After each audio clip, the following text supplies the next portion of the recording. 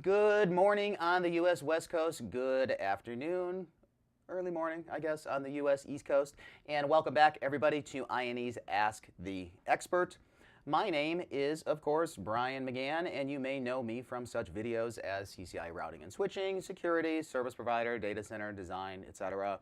You can email me at bmcgann@ine.com. Follow me on Twitter at Brian McGann, McGahan, and LinkedIn/in/bmcgann. Okay, any questions, of course, please feel free to get in touch with me.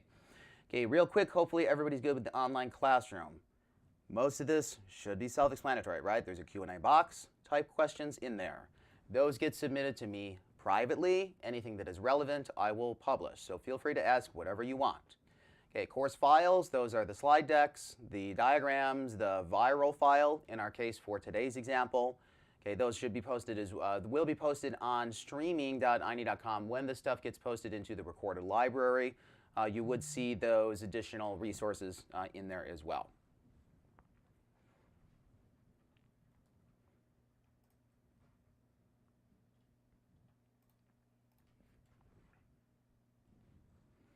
So for today, our technical discussion is going to be on segment routing. And we're talking about segment routing just from a very general use case point of view. In other words, segment routing 101. What is segment routing? Okay, so first off, segment routing, you can find some information about this on segment-routing.net. Okay, so if you just Google that, that's the first hit that's going to come up. It says segment routing provides a complete control over the forwarding path by combining simple network instructions.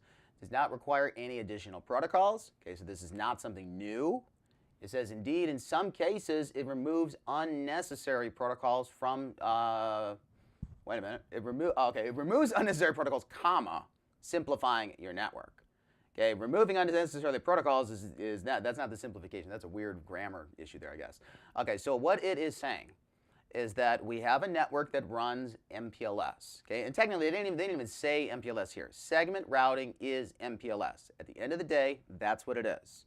Okay, it's MPLS, and the reason it's MPLS is that what it is replacing is how do we do label distribution, or how do we do an advertisement between a label number and a route for the internal core of the service provider network.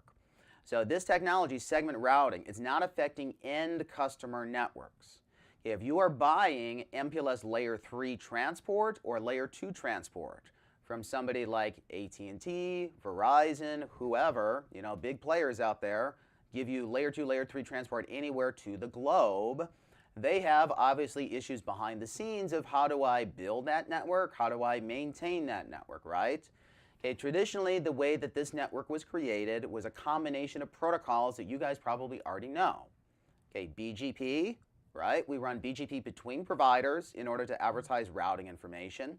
But in the case of MPLS, BGP can be used to advertise additional stuff. Okay, in layer 2 networks, it could be used to advertise MAC addresses. This is what eVPN is, or essentially the newest version of a layer 2 VPN. Layer 2 VPN could be using MPLS for encapsulation. Could be using VXLAN if we're talking about some type of fabric. Could be using segment routing. Okay, segment routing we'll see is technically not the encapsulation. The encapsulation itself is MPLS. So when we capture something that was created through the usage of segment routing, we capture this data in the data plane. We would not be able to tell the difference versus just any other normal MPLS type transport.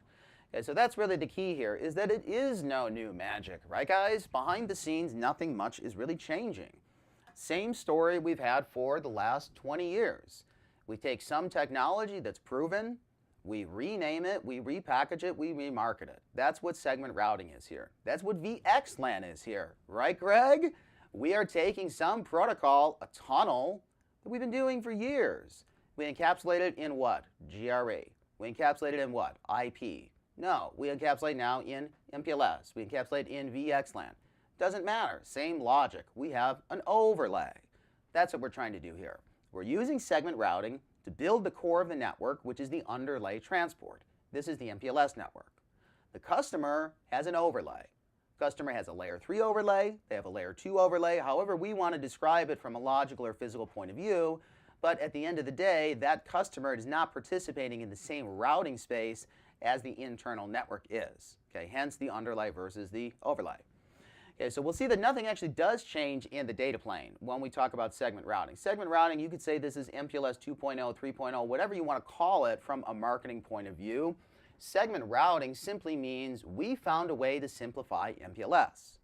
How did we do that? We got rid of label distribution protocol. Now, LDP, the whole goal of this, and we'll see this next on the CLI when we get to that, the whole goal of this is to create a mapping between a label number and an IP route. Okay, typically this IP route is going to be the loopback address of the router on the edge of the MPLS network. Okay, that has to do with the tunneling logic of MPLS, and we could talk about that in more detail later, not necessarily relevant for right now. But the key here is that in normal MPLS networks, you would have a combination of LDP to create the label bindings. You would have some sort of IGP to route your internal traffic, like OSPF or IS to IS. And then you have your overlay protocol, which is going to be BGP, that is describing the customer information. Okay, so typically 3 protocols in order to accomplish the goal. Underlying IGP, underlying LDP, and then BGP as your overlay. Now, in the case of segment routing, we can simplify this, okay, like the quote says from segmentrouting.net, says we can get rid of unnecessary protocols. What are the unnecessary protocols? It's not BGP, right? We need BGP. That's what has all the intelligence at the edge. We still need internal routing. We still need OSPF or ISIS, but how could we combine these jobs together? Now, obviously, you can use BGP for MPLS labeling. That's not part of the discussion. You've been able to do that for 20 years. So inter-AS option B, inter-AS option C, these have been options in design for a long, long time. That's not what we're talking about here. We're talking about now IGP can do this. Previously, you had 3 options for doing MPLS labeling. LDP, the label distribution protocol, technically TDP if you want to argue semantics, right? So LDP was your IGP protocol, BGP for inter-AS, and then RSVP-TE for traffic engineering, or resource reservation protocol for multi-protocol label switching traffic engineering MPLS TE type environments. Now, for those of you that know anything about traffic engineering, MPLS TE specifically, you know that it's a problem, right? There are big operational issues with trying to implement MPLS traffic engineering, because ultimately what this boils down to is most of the time we don't have an overall view of the network as to what's going on at any given point. Or in other words, your traditional MPLS network is not controller-based. You have individual routers that have individual routing tables. They're making independent decisions. In today's networks, that's not what we want to do anymore. We want more intelligence. The only way we're going to get this is that if we have some type of centralized or maybe decentralized system, okay, it depends on how you want to say it, but it has overall visibility of the network, meaning what are the flows that are currently happening? How is the current network being utilized? This is ultimately where segment routing is going to come in. Segment routing allows us to do an extension to segment routing that is called either the PCE, Patrick Charlie Edward, or the PCEP, Patrick Charlie Edward Patrick, that is the path computation element, or more specifically the path computation element communication protocol.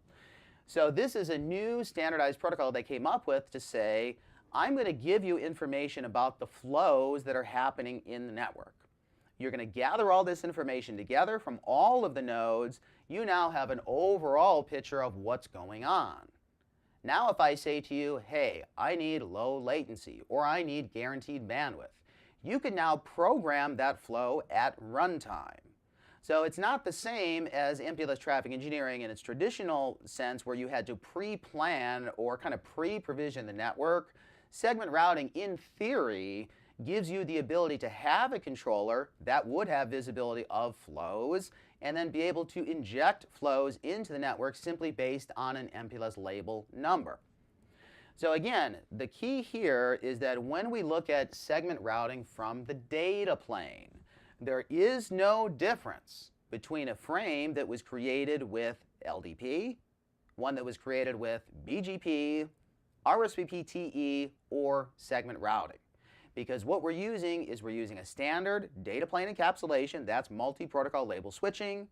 The only thing we're changing is what is the control plane Or how did we make those decisions to figure out what label numbers are we even going to use to begin with? Okay, that's what segment routing is. Segment routing is the new control plane of how do we create these label numbers.